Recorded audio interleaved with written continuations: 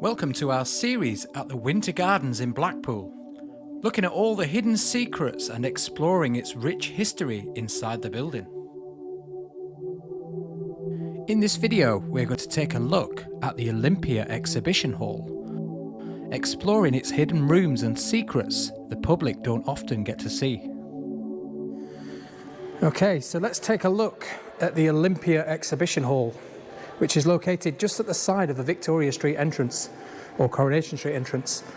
Now in here, this was a later addition, and again, I say later, it was built in the 1930s when it was bought by the Blackpool Tower Company, and they installed this building.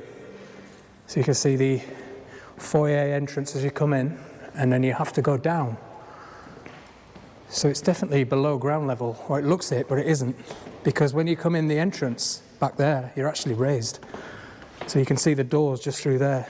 That's street level there.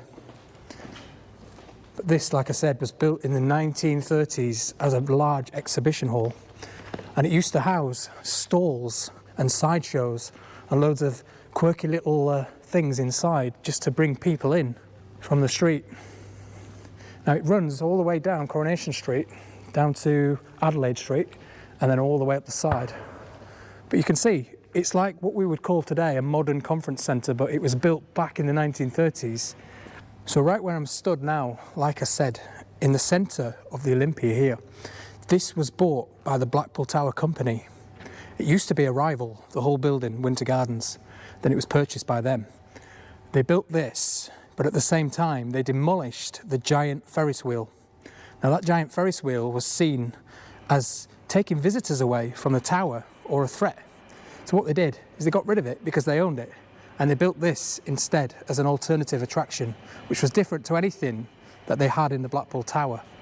But right where I'm stood now, you would have had a 220-foot high big wheel right here, and it would have been heading this way. So right in the middle of this room, it would have been 220 feet up there, probably to about where these tables end here. You can't imagine it today, what was here. Now it's worth a mention for all you folks that were commenting on my previous videos. You were asking me to mention or do a little bit about what used to be in here in the 60s. Now if you weren't aware, there used to be a giant fairground in here, and it was permanently based in here. And they had dodgems, waltzers, speedways, and they even had track rides up on the balcony up there.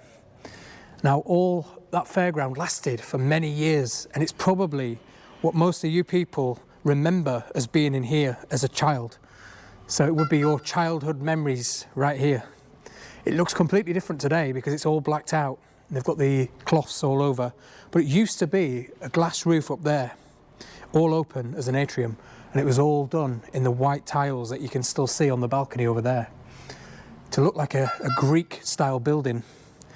Now originally when this was built, it was done by Andrew Mazzei, who did the Spanish Hall, and all the designs in here were actually removed a couple of years after that, so it doesn't remain in here. But like I said, it was then a fairground.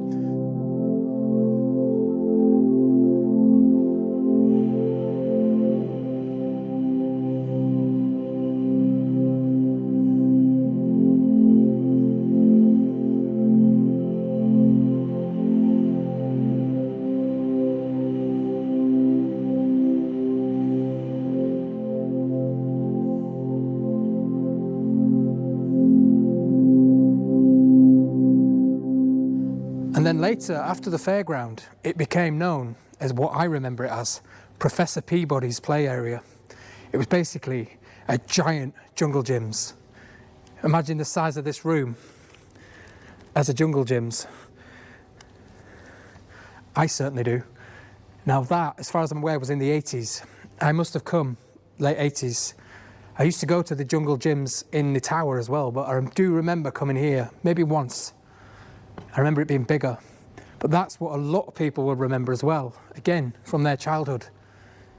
So as the Olympia was built on the side of the floral or the horseshoe pavilion, which is there on the other side of this wall. So if you saw my earlier video, you'll see that this used to be a gardens here, and then they had the big wheel in the centre. So you used to walk through the gardens to enter the Winter Gardens through these doors here. And you can see one of the original doors here, again, all bricked up now because they've built the Olympia on the side of it. And the old windows that are bricked up again. But I'll put a picture in now just so you can see this room as it was from the outside, looking this way. And then one of the doors is still standing here into the floral hall.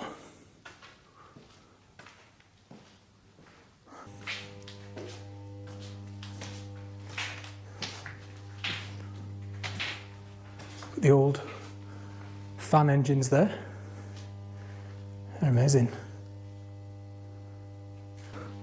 I mean, look at that. You can see for the fairground, DC for Waltzer. It definitely tells you what was in here. But this was known as the switch room, just at the back of the Olympia. And then you've got some old storerooms here as well. This would have been part of the floral hall or the pavilion, as it's now known. And then you see archways like that, just completely sealed up. And it makes you wonder where that goes. But back in the day, these would have all been in use for something.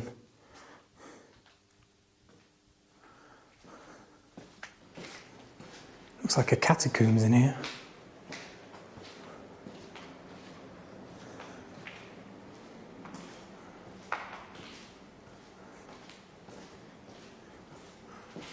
I wonder where that goes.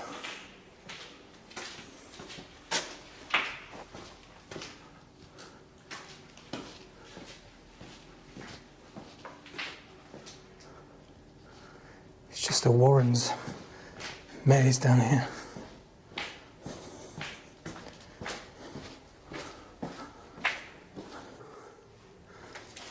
This door may be something, I'm told, is something special. If you know, you know.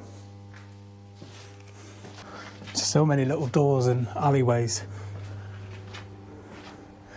And then as we head round the side of the Olympia, this is the part I was talking about.